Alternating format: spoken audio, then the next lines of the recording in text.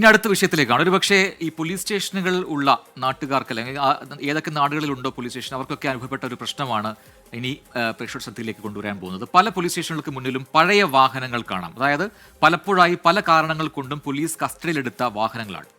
അങ്ങനെ വിവിധ നിയമലംഘനങ്ങൾക്കും മറ്റ് പരാതികളിലുമായി പോലീസ് കസ്റ്റഡിയിലെടുത്ത വാഹനങ്ങൾ കൊണ്ട് നിറഞ്ഞിരിക്കുകയാണ് എറണാകുളം തൃക്കാക്കര പോലീസ് സ്റ്റേഷന്റെ മുൻഭാഗം.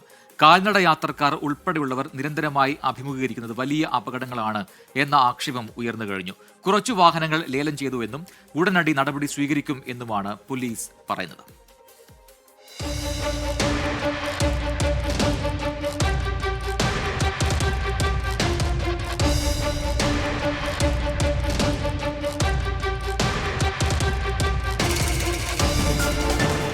BMBC നിലവാരത്തിൽ ടാറിംഗ് നടത്തിയ റോഡാണ് PT തോമസ് MLA റോഡ്.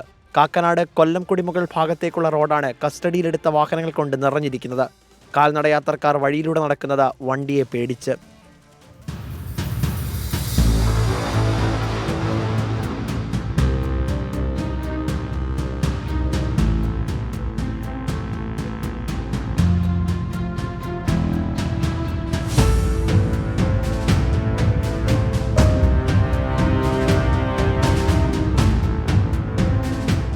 ഇരുചക്ര വാഹനങ്ങൾ, കാറുകൾ, ഓട്ടോറിക്ഷകൾ തുടങ്ങി നിരവധി വാഹനങ്ങളാണ് വെയിലും മഴയുമേറ്റ് റോഡിൽ നശിക്കുന്നത്.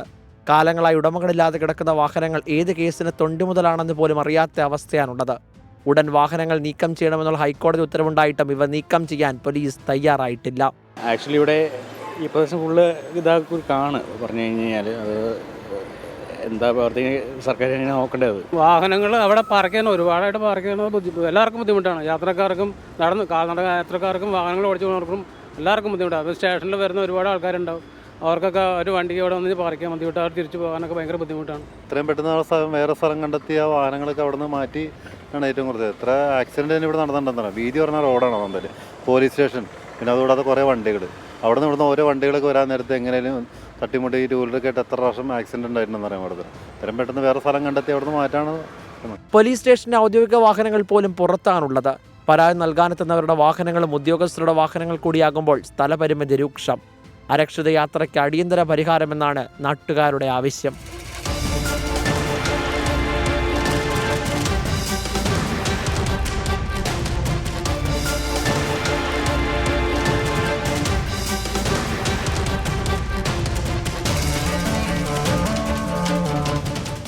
എറണാകുളം ജില്ലയിലെ ഏറ്റവും പ്രധാനപ്പെട്ട പോലീസ് സ്റ്റേഷനുകളൊന്നാണ് തൃക്കാക്കര പോലീസ് സ്റ്റേഷൻ. ദിനംപ്രതി നിരവധി പരാതികളാണ് ഇവിടെ എത്തുന്നത്. പക്ഷേ ഇവിടെ എത്തുന്ന പരാതിക്കാർക്ക് സുഗമമായി വാഹനങ്ങൾ പാർക്ക് ചെയ്യാൻ കഴിയാത്ത അവസ്ഥയുണ്ട്. പരിശോധനയ്ക്ക് ശേഷം നടപടിയെടുക്കുമെന്നാണ് പോലീസ് വ്യക്തമാക്കുന്നത്. എത്രയും വേഗം നടപടിയെടുക്കണമെന്നാണ് ജനങ്ങൾ ആവശ്യപ്പെടുകയും ചെയ്യുന്നത്.